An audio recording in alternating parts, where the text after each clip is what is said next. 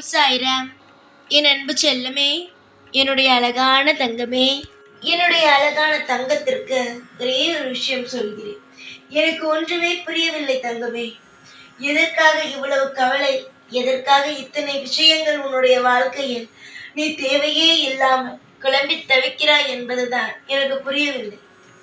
உன்னுடைய வாழ்க்கையில் கண்ணீரை துடைத்து உன்னை அடுத்தடுத்த கட்டம் இன்பமாக வாழ வைத்து உன்னை நல்லபடியாக இந்த உலகத்தில் உன்னுடைய பெயரை உன்னுடைய உறவுகளிடம் சொல்லும் பொழுது கூட ஒரு நல்ல மதிப்போடும் மரியாதையோடும் வாழ வைக்க வேண்டியது இந்த சாயுடைய கையில் இருக்கிறது.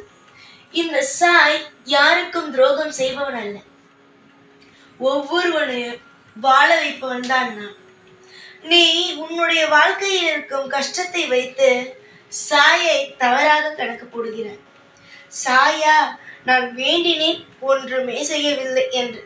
ஆனால் இந்த சாய் உனக்கு வேண்டிய ஒவ்வொன்றையும் தருவி. சோதனை வருவதனால் தெய்வம் இல்லை என்று ஆகிவிடுமா? எத்தனை சோதனைகள் இருந்தாலும் நீங்கள் நம்பிதான் ஆக வேண்டும். நிச்சயமாக தெய்வம் எல்லாவற்றையும் நமக்காக தரும் என்பதை நீங்கள் நம்பத்தான் வேண்டும். உங்களுடைய ஆசைகளுக்கும் உங்களுடைய கனவுகளும் என்னவென்று தெரிந்து புரிந்து உங்களுக்கு எந்த நேரத்தில் செய்தால் நல்லது என்று தெரிந்து உங்களுடைய வாழ்க்கையில் ஒவ்வொரு காலகட்டமும் ஒவ்வொரு விஷயங்களையும் செய்து கொடுத்து கொண்டு இருக்கும் இந்த சாய் சாதாரணமான ஆளா? நீயே சொல் பார்க்கலாம். இவ்வளவு விஷயங்கள் உன்னுடைய வாழ்க்கையில் என்னென்னலாம் நடக்கிறது, உனக்கு எப்பப்ப என்னென்ன விஷயங்கள் எல்லாம் தர வேண்டும் என்று தெரிந்து புரிந்து செய்து கொண்டு இருக்கிறேனே, நான் சாதாரணமாக செய்து கொண்டு இருக்கிறேனா? எல்லாமே தெரிந்துதானே செய்கிறேன். உன்னுடைய வாழ்க்கையில் இருக்கும் ஒவ்வொரு அசைவுகளையும் புரிந்து தெரிந்துதானே செய்கிறேன்.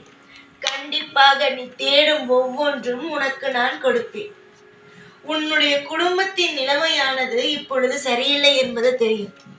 உடலாலும் மனதாலும் எந்த அளவுக்கு நீ பாதிப்பு அடைந்திருக்கிறாய், எந்த அளவுக்கு மனதில் வேதனையை அடைந்திருக்கிறாய் என்பது எல்லாமே தெரியும்.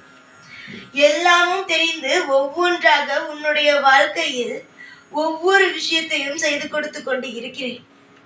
அப்படி இருக்கும் இந்த சாயை பார்த்து எனக்கு பயமாக இருக்கிறது, வாழ்க்கையை நினைத்தால் பயமாக இருக்கிறது என்று சொன்னார். என்ன அர்த்தம்?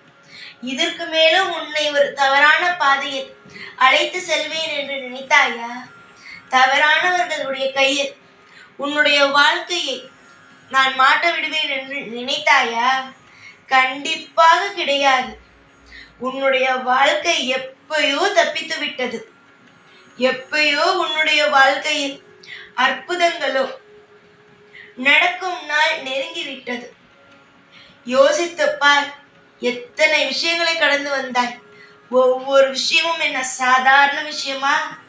உடலாலும் மனதாலும் குடும்பத்தில் இருப்பவர்கள் தொந்தரவுகளை தாண்டியும் அதையெல்லாம் மீறி வெளியில் இருப்பவர்களுடைய தொந்தரவுகளை தாண்டியும் தான் நீ வந்தாய். சாதாரணமாகலாம் நீ இப்பொழுது இருக்கும் இந்த நிலைமைக்கு வரவில்லை. பல பேருடைய துரோகத்தையும் பல பேருடைய ஏமாற்றங்களையும், அதாவது உதவி செய்கிறேன் என்று சொல்லி சொல்லி ஏமாற்றத்தையும் தான் நிச்சயமாகவே நீ பார்த்தாய். ஆனால் நான் அப்பொழுது முடிவெடுத்தேன், இந்த பிள்ளை இதற்கு மேல் ஒரு ஏமாற்றம், துரோகம், பொய்யான உறவுகள் என்றெல்லாம் இந்த பிள்ளை பார்க்க கூடாது. இந்த பிள்ளை பார்க்க வேண்டிய ஒரே ஒரு விஷயம் நன்மை மட்டும்தான். நன்மையை மட்டும்தான் இனி இந்த பிள்ளை அனுபவிக்க வேண்டும் என்று. தங்கமே, போன பிறவியில் நீ செய்த கர்ம வினைக்கு எல்லாமே அனுபவித்து விட்டாய். இனிமேல் உன்னுடைய வாழ்வில் நீ பார்க்க போவது அனைத்தும் நீ ஏற்கனவே செய்த நன்மை செய்தாய் அல்லவா, அதற்கு தகுந்த அதற்கான நல்ல விஷயங்களை மட்டும்தான் நீ இனி பார்க்க போகிறாய். தோல்விகளுக்கு இனி இடமில்லை.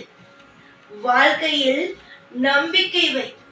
ஒவ்வொரு விஷயத்திலும், அதாவது நீ செய்கிறாய் சின்ன விஷயத்திலிருந்து பெரிய விஷயம் வரைக்கும் நம்பிக்கையோடு இருங்கள், நம்பிக்கையோடு செய்யுங்கள்.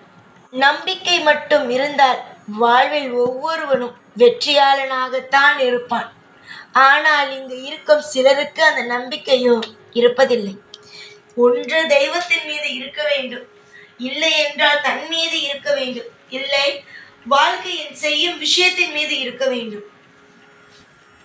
ஆனால் சிலருக்கு எதில் இந்த மூன்றில் எந்த ஒரு விஷயத்திலேயுமே இருப்பது இல்லை. அவன் யாரையும் நம்புவதும் இல்லை, தெய்வத்தை நம்புவதும் இல்லை, அவனை அவன் நம்புவதும் இல்லை, அவன் செய்யும் விஷயத்தையும் நம்புவதில்லை. அப்படி நம்பாத பொழுது என்ன நடக்கிறது என்றால் தோல்விகள் வருகிறது. தெய்வத்திற்கு ஒருவர் பூஜை செய்கிறான் என்றால் அது எக்காரணம் கொண்டும் வீண் போகாது. எக்காரணம் கொண்டும் வாழ்க்கையில் எந்த ஒரு தவறும் நடக்காது. தோல்விகளுக்கு இடமில்லை. வெற்றியாக ஒரு வாழ்க்கையை நீ வாழப்போகிறாய். வெற்றியாளனாக நீ ஒரு வாழ்க்கையை வாழப் போகிறாய். இதற்கு மேல் உனக்கு என்ன சந்தேகம் வேண்டும்? நம்பிக்கையோடு இருங்கள். சகல ஐஸ்வர்யங்களும் உங்களுக்கு கிடைக்கட்டும். தோல்வியாக இருந்த உங்களுடைய வாழ்க்கை, மன உளைச்சலோடு இருந்த உங்களுடைய வாழ்க்கை இனிமேல் மன உளைச்சல் இல்லாமல் செய்யும் தொழிலில் வெற்றியும், செய்யும் தொழிலால் உனக்கு பல வரவுகளும் உன் வாழ்க்கையில் கிடைக்கும். நம்பிக்கை மட்டும் இருந்தால் போதும், எல்லாமே உனக்கு சுலபமாக உன்னால் கொண்டு வர முடியும். தேடல்கள் போதும். இருக்கும் விஷயத்தை வைத்து தாராளமாக வாழ பழகு. இந்த சாய் ஒருவனுக்கு ஒரு முறை வாக்கு கொடுக்கிறேன் என்றார் அவன் மிகப்பெரிய ஒரு ஆளாக மாறப்போகிறான். அவனுடைய வாழ்க்கையில் மிகப்பெரிய ஒரு திருப்பங்கள் கிடைக்கப் போகிறது என்றுதான் அர்த்தம். அடுத்த கட்டத்தின் அடியெடுத்து வைக்கப் போகும் என்னுடைய பிள்ளைக்கு மிகப்பெரிய வாழ்த்துக்கள். தோற்றுப்போவாய் என்று நீயே உன்னுடைய வாழ்க்கையை பார்த்து நினைத்தாய். ஆனால் நானோ உன்னை ஜெயிக்க வைத்து சம்பாதிக்க வைத்து கொண்டு தான் இருக்கிறேன். இன்னும் சம்பாதிக்க வைப்பேன். நிறைய நல்ல விஷயங்களை உனக்காக செய்து உன்னை தனி ஆளாக நின்று எல்லா விஷயத்திலேயும் நம்பிக்கையோடு உன்னை நிச்சயமாக அடுத்தடுத்த கட்டங்கள் வாழ வைத்து உனக்கென்று ஒரு அந்தஸ்தும் மரியாதையும் கொண்டு வருவேன். சந்தோஷமாக இருங்கள். எல்லா நாளும் உங்களுக்கான வேலைகளானது துவங்கிக் கொண்டே இருக்கிறேன், செய்து கொண்டே இருக்கிறேன். கூடிய விரைவில் உங்களுக்கு தேவையான ஒவ்வொன்றும் உங்களுக்கு கிடைக்கும். சந்தோஷம் நடக்கும், சகல ஐஸ்வர்யங்களும் நடக்கும். எல்லாம் உனக்காக இந்த சாய் ஏற்பாடு செய்துள்ளேன். எப்பொழுதும் உன் கூடவே இருப்பேன். இந்த சாய் நான். ஓம் சாய்ராம்.